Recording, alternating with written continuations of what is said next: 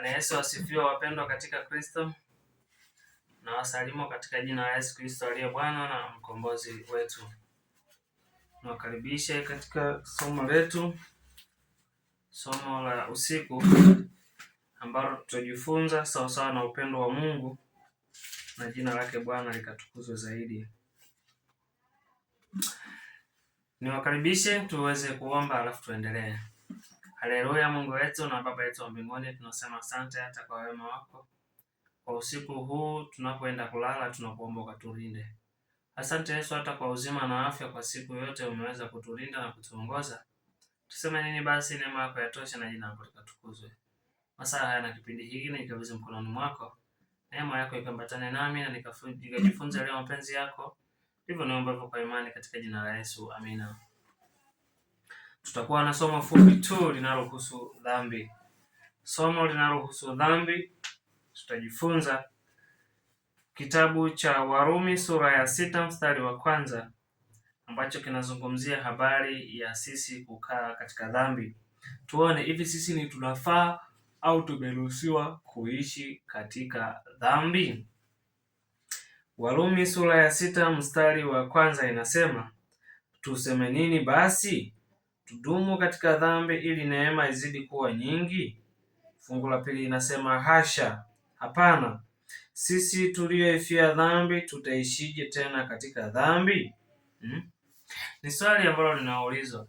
Je, tuweze kuishi katika dhambi? Ni kwamba tuseme nini basi? Tudumu katika dhambi ili neema izidi kuwa nyingi?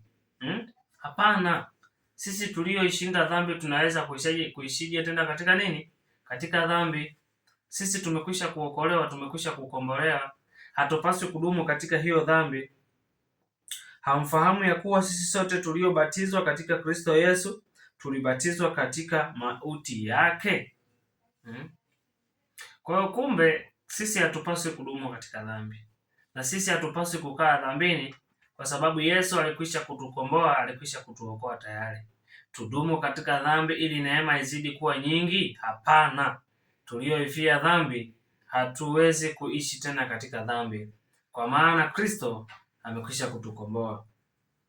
Lakini fungu la 4 anasema, basi tulizikwa pamoja naye kwa njia ya ubatizo katika mauti yake, kusudi kama Kristo alivyofufuka katika wafu kwa njia ya utukufu wa Baba, vivyo hivyo na sisi tuenende katika upya wa uzima. Kwa hiyo kumbe sisi tulikufa pamoja na Kristo, na kama Kristo alivyofufuka basi tufufuke naye katika upya wa nini? Wa uzima. Katika upya wa uzima ni pale tutakapokuwa tumekwisha kushinda dhambi, ndipo tunafufuka sisi, tunapata uzima wa milele. Tunakuwa wapya katika uzima, tumekwisha kushinda dhambi. Na fungu linasema tutaweza kuishi katika dhambi? Hapana wapendwa, hatuwezi kuishi katika dhambi, kwa maana Kristo amekwisha kutuokoa tayari. Kwa hiyo mimi na wewe ni jukumu letu kuweza kumkimbilia Mungu. Tumkimbilie Mungu sasa ili aweze kutusamehe na kutuongoza na kuweza kututakasa kwa Roho wake Mtakatifu. Hatuwezi kuishi tena katika dhambi kwa sababu tumekwisha kukombolewa tayari. Mungu atusaidie sana tunapoendelea kujifunza. Dhambi ni inaangamiza.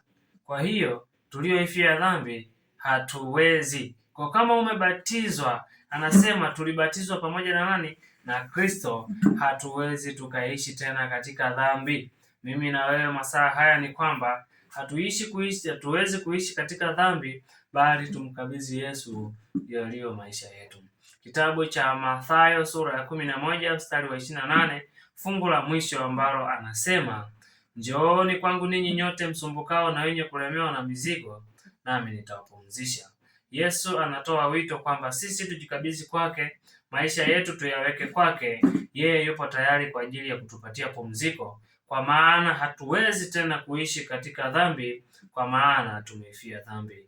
Mungu atubariki sana kwa somo hili fupi, tunapoendelea kutafakari kwamba hatuwezi kuishi katika dhambi, na Yesu anatoa wito twende kwake, tuyatoe maisha yetu kwake. Yeye ni pumziko. Atatupumzisha, tutaweza kupumzika salama, na mizigo atatupokea. Lakini anasema tujifunze kwake na tujitie nira yake. tujitie nira yake na tujifunze kwake, maana yeye ni mpole na mnyenyekevu wa moyo, tutapata raha. Atakapotupokea mizigo, tutapata raha katika uzima upya ambao tutakuwa tumekwisha kuupokea tayari, tutakuwa tumekwisha kufufuka nao tayari.